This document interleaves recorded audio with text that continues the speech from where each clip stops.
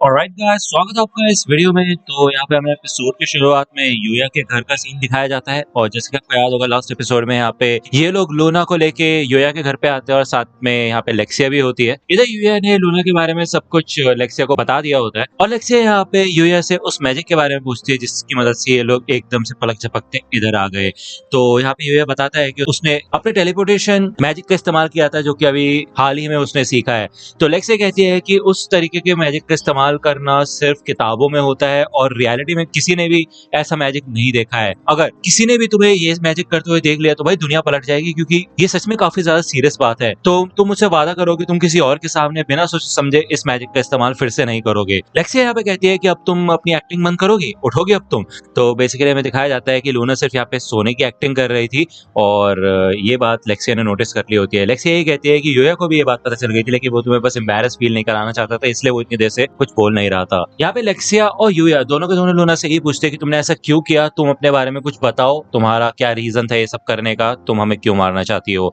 तो लूना ये कहती है ये कोई फेरी टेल नहीं है, लेकिन फिर भी चलो मैं तुम्हें बता देती हूँ कि बचपन में मैं अनाथ हुआ करती थी, मैं चोरी किया करती थी और कई बार लोग मुझे मारने के लिए भी मेरे पीछे दौड़ा करते थे, लेकिन तब एक इंसान आया जिसने मुझे अपने पास रख लिया। उसने मुझे पढ़ना लिखना सिखाया, अपना सेल्फ डिफेंस करना सिखाया, ऐसे ऐसे स्किल्स सिखाए जो कि किसी को मारने के लिए भी इस्तेमाल किए जा सकते हैं।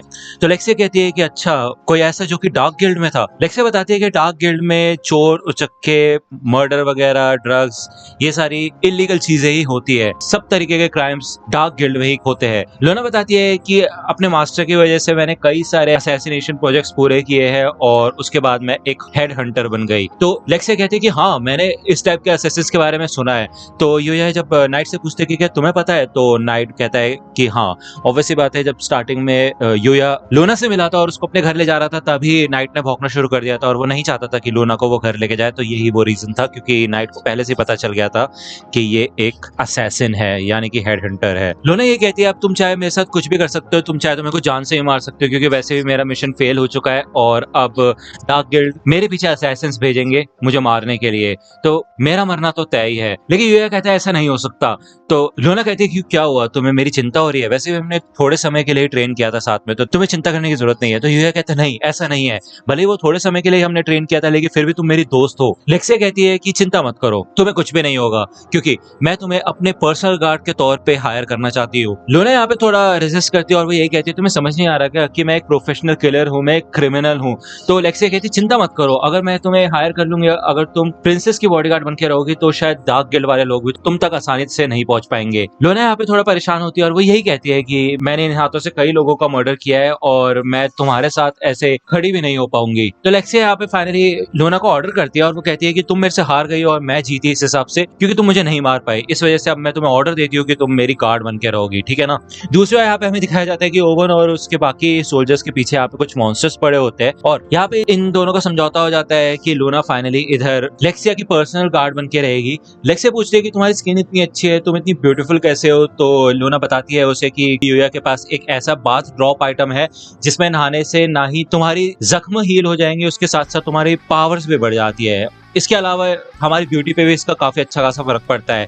तो लेक्सिया कहती है ठीक है फिर मैं भी नहाना चाहती हूँ और वो लूना को भी अपने साथ लेके जाती है। लेक्सिया पूछती है कि यूया क्या तुम मेरे साथ चलोगे, तो यूया यहाँ पे मना कर देता है। इधर बात के अंदर ये लोग भाई एज यूजुअल यूया के बारे में डिस्कस करते हैं। लेक्सिया पूछती है कि क्या लूना तुम्हें यूया पसंद है, तो लूना कहती है कि ऐसा कुछ नहीं है, मतलब मैंने उसके साथ ट्रेनिंग की थी तो वो मेरे पास दोस्त है। तो लेक्सिया कहती है इसका मतलब अगर मैं उससे शादी कर लूंगी तो तुम्हें कोई प्रॉब्लम नहीं है ना। तो लूना कहती है नहीं ऐसा नहीं है।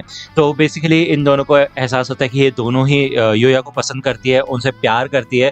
तो अब ये दोनों कंपटीशन में आएंगी, एक वॉर डिक्लेरेशन होगी इन दोनों के बीच में कि कौन सबसे पहले यूया से शादी करता है, कौन सक्सेसफुल होता है। और भाई यार मैं तो ये सोच रहा हूँ कि लूना तो एक असैसिन है, कहीं वो जीतने के चक्कर में लेक्सिया कोई ना मार दे।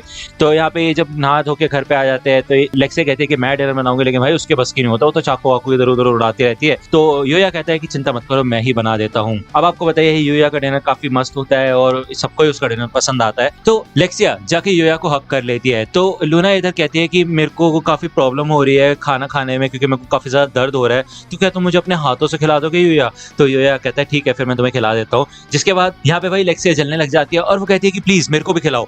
तो यूया कहता है कि लेकिन तुम्हें थोड़ी ना कोई चोट वोट लगी है। तो लेक्सिया कहती है मैं तुम्हें ऑर्डर करती हूँ, ठीक है ना, खिलाओ। उसके बाद ये दोनों मिलकर यूया को खिलाती है और यूया के घर में ही सोती है। यहाँ पे अगले दिन का सीन दिखाया जाता है। यूया इधर लेक्सिया और लूना के साथ आता है ओवन के पास और ओवन काफी रिलीफ महसूस करता है कि लेक्सिया बिल्कुल सेफ है। यहाँ पे यूया नाइट को इंट्रोड्यूस कराता है और साथ ही साथ लूना को भी इंट्रोड्यूस कराता है। वो कुछ बोले इससे पहले लेक्सिया बता देती है कि लूना वही असैसिन है जिसने लेक्सिया को मारने की कोशिश की थी। जिसके बाद ये सारे के सारे गार्ड्स भाई अपनी तलवारें लूना के ऊपर पॉइंट कर देते हैं और ये काफी ज्यादा सीरियस होते हैं, क्योंकि ऑब्वियस सी बात है भाई लूना ने इधर लेक्सिया को जान से मारने की कोशिश की थी, जो कि भाई काफी खतरनाक बात है, जो आगे चल के लेक्सिया के ऊपर हमला कर सकती है। तो लेक्सिया कहती है यार तुम तो ज्यादा ही ओवर एक्ट कर रहे हो, चिंता मत करो, कल रात हम साथ ही सोए थे, अगर उसको मारना ही होता मुझे तो वो कल रात में ही मुझे मार देती, तो चिंता करने वाली कोई बात नहीं है। जिसके बाद ओवन थोड़ा शांत हो जाता है। वो यही कहता है कि लेकिन अभी भी मेरे को इसके ऊपर पूरी तरह से भरोसा नहीं है। यूया यही कहता है कि मुझे पता है ये टाइम नहीं है इन सब चीजों का, लेकिन मैं आज तुम्हारे साथ पैलेस नहीं जा सकता हूँ क्योंकि मेरे को कुछ काम है। अगर हम कल ही निकल जाते तो हम पहुंच जाते, लेकिन आज लेट हो चुका है, अब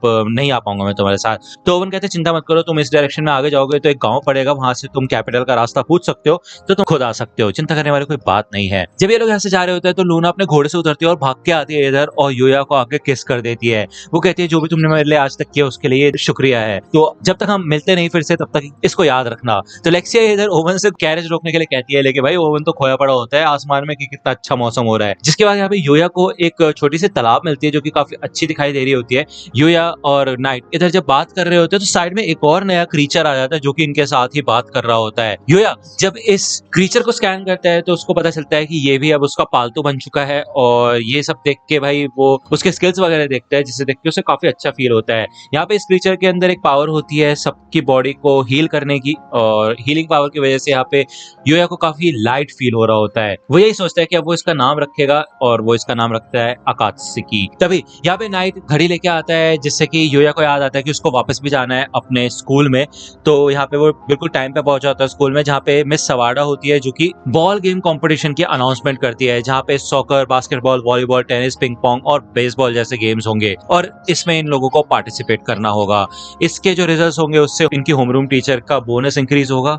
और मैं ये कह रहा हूँ कि यार मतलब इसमें जो भी है भाई एक्टिविटीज उसके सारे फायदे तो टीचर को हो रहे हैं, तो बच्चों को क्या हो रहा है फायदा भाई, मतलब कुछ तो बताओ, है कि नहीं। यहाँ पे ये लोग टीम बांट चुके होते हैं। इधर यूया एक गोलकीपर बना होता है, जिसके बाद इनका मैच शुरू होता है। इधर साइड में काइडे और रेन होते हैं जो कि भाई रियो के परफॉर्मेंस को देख के काफी ज्यादा शौक होते हैं, क्योंकि रियो काफी ज्यादा अच्छा होता है सॉकर में, आपको पता ही है वो एथलेटिक है। यहाँ पे रेन काइडे को जंप करने के लिए कहती है, जिससे कि भाई लोगों का अटेंशन काइडे की ओर जाने लग जाता है और भाई यहाँ पे रेन फिर से काइडे की चेस्ट को पकड़ लेती है और इसे देख के भाई सारे के सारे लड़कों के होश उड़ जाते हैं। वो बोलते हैं भाई चल क्या रहा है यहाँ पे, हो क्या रहा है। इधर जब सबका ध्यान बढ़ चुका होता है तो आखिर इधर लीड लेने लगता है, वो फुटबॉल को लेके आगे बढ़ने लग जाता है और जब वो इधर गोल करने ही वाला होता है तभी भाई यूया पलक झपकते इस गोल को रोक लेता है। भाई मतलब एक तरीके से वो टेलीपोर्ट ही हो जाता है।